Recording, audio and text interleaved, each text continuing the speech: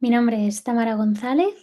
Estoy agradecida de poder participar en el congreso y espero que esta presentación pues sea rica como todas las que he visto hasta ahora y que podemos seguir avanzando en esta línea juntas. Y lo que yo os traigo son los resultados de mi tesis doctoral. Estoy en el cuarto año y, y quería traeros un poquito, sobre todo ahora mismo, el contexto, porque es importante contextualizar dónde se enmarca esta tesis, por agradecimiento, por respeto y porque se entienda de dónde se nutre. En primer lugar, las directoras son Marian López Fernández Cao, Ana Serrano y Celia Camilli. Y esta tesis está enmarcada dentro del I+D Brundibar, que es un I+D que se concedió en 2021 a Marian López Fernández Cao como investigadora principal dentro de la Universidad Complutense de Madrid en el Departamento de Didáctica de las Artes, en el que se compuso un grupo de 27 miembros para sacar adelante esta investigación. Es en este proyecto donde se pide una beca, un contrato predoctoral, que ahora no son becas, sino son contratos, y se concede a través de la Universidad Complutense de Madrid, financiado también por el Banco Santander. Em, en esta tesis han colaborado, y también en el I+D, han colaborado el CEI Aravaca, la escuela pública, y los centros de Save the Children de Vallecas y Leganés, a los cuales estamos súper agradecidas. Y también durante la tesis se ha podido hacer estancias predoctorales, 3 estancias, financiadas por la Complutense y por Erasmus+, en las universidades de Tallinn, en la Universidad de Nimega de Hans University of Applied Science en los Países Bajos y en la Brunel University of London en Reino Unido. Pues con esto partimos. Este es el contexto un poco en el que nos movemos.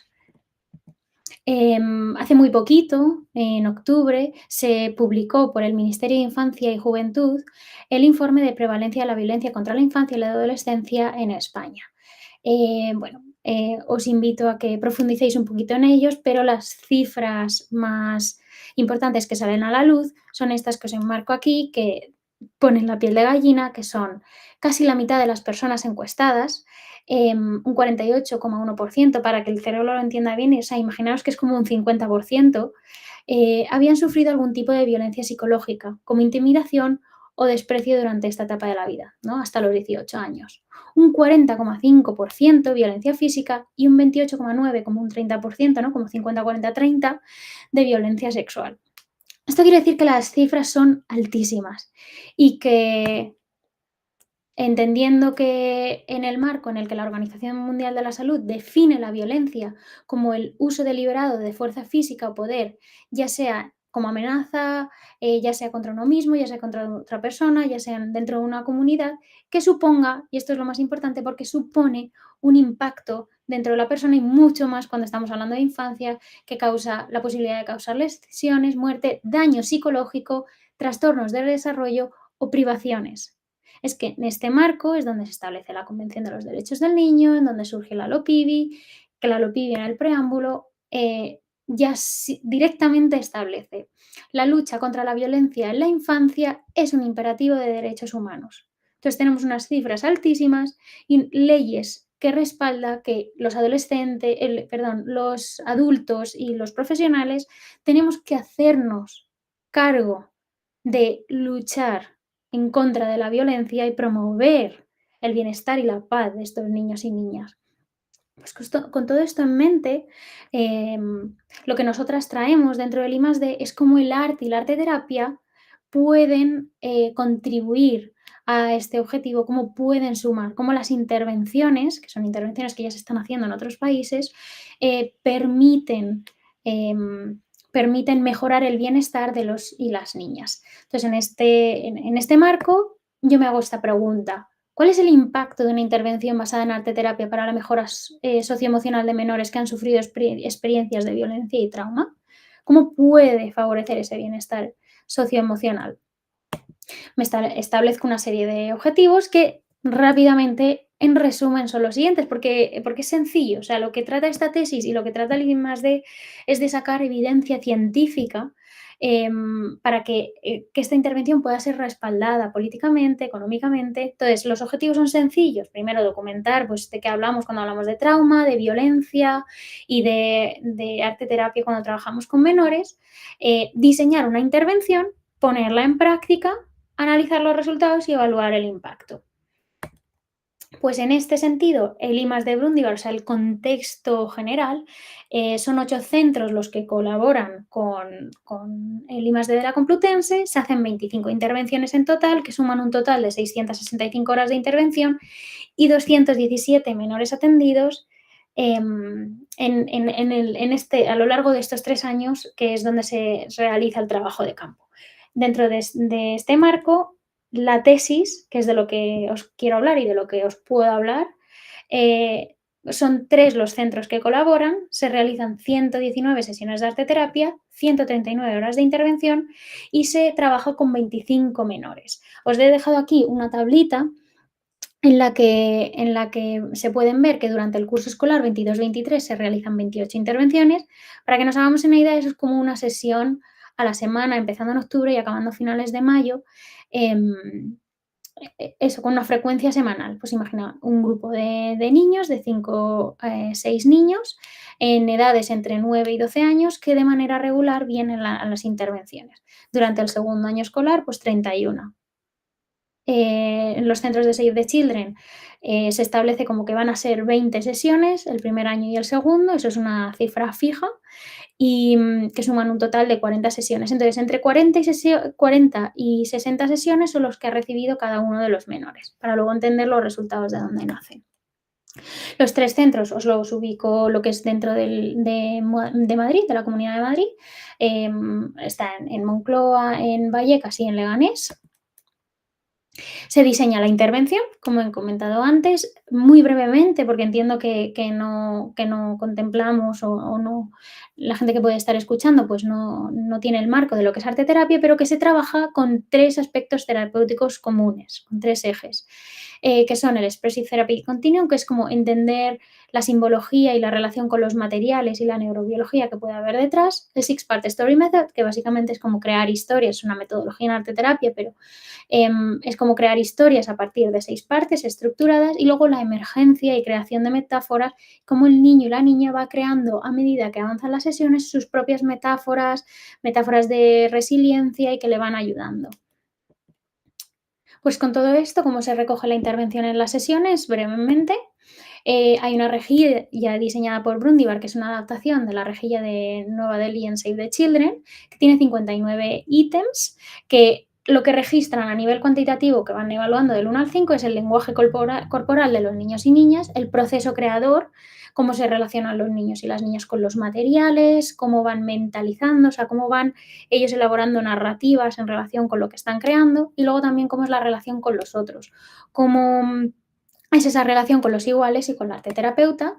Luego hay unos registros narrativos que pues recogen 3 momentos de la intervención, o sea, cómo llegan los niños, qué pasa cuando están creando ese proceso creador y cómo cierran la intervención y si hay cambios en ese proceso. Se registra a través del Art Notebook o una bitácora, un cuaderno de campo en el que se trabaja con materiales artísticos, como se pueden ver en estas fotografías, porque aportan información a todo lo que está pasando dentro de la intervención. Se hace un pretest y un post-test con metodología proyecta, que esto se puede investigar más. Hay un artículo publicado de en qué consiste esta metodología. Básicamente es un conjunto de 119 obras artísticas y lo que se le pide a los niños y las niñas es que creen una historia en 6 partes al inicio de la intervención y al final. Y aquí podéis ver a los y las niñas explorando las obras y luego se les hace una entrevista tanto a ellas y a ellos, a los niños, como al personal involucrado, que es como el coordinador de bienestar, tutoras, director del centro, coordinadora pedagógica, coordinadora de familias, para ver qué perspectivas han visto ellas de cuál ha sido el impacto, ¿no? Respondiendo a esta pregunta que ponía al inicio, si ellas consideran que había mejorado o no una intervención arte terapéutica en la salud socioemocional de los y las niñas.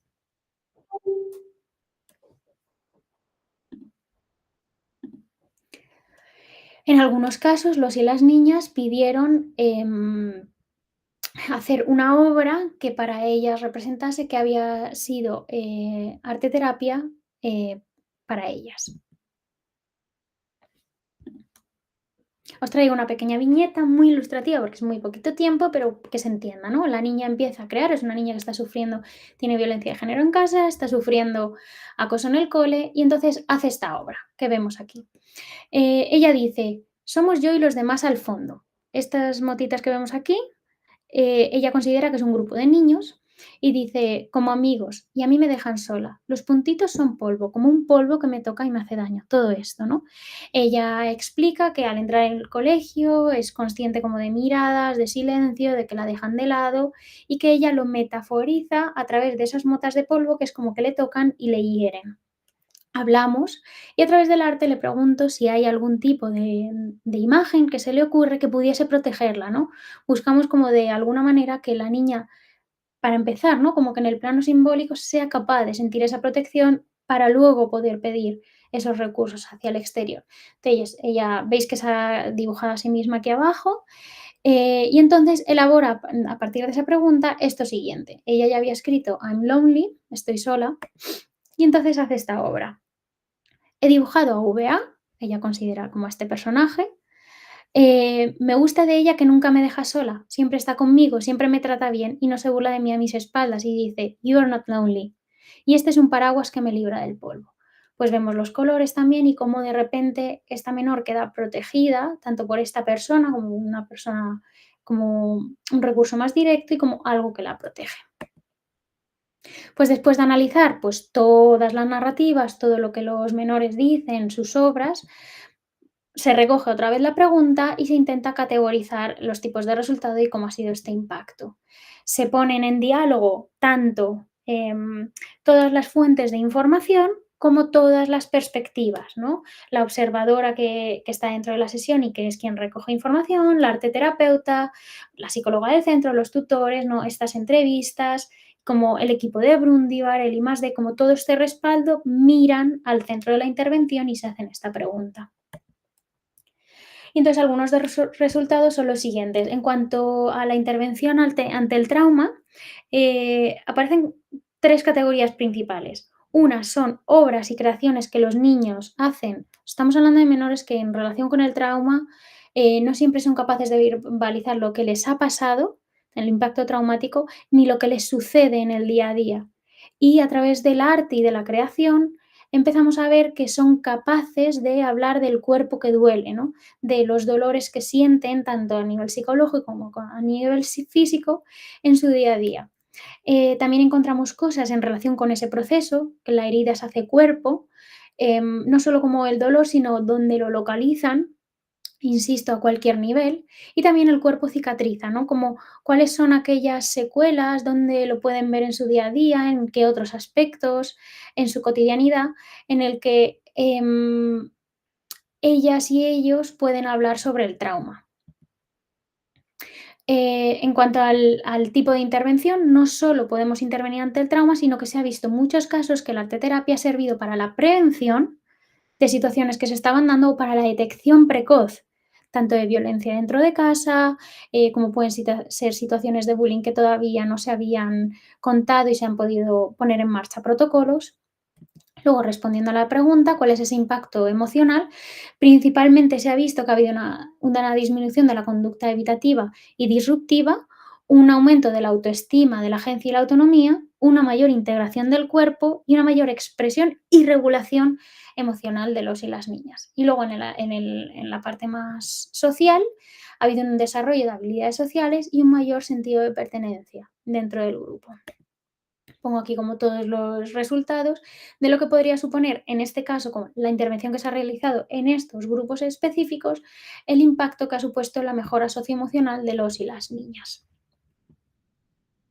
Pues con esto quiero cerrar, que esta investigación lo que propone es un llamado a la acción, a unirnos a esta lucha pacífica alineada con la Agenda 2030, con la Convención de los Derechos del Niño, con la LOPIDI, para que se pongan en marcha políticas educativas, sociales, de investigación, profesionales y recursos desde nuestra propuesta, desde el arte y la arteterapia, porque vemos que es efectiva y que puedan brindar a estos menores la oportunidad de una infancia digna, libre de violencia. Muchas gracias.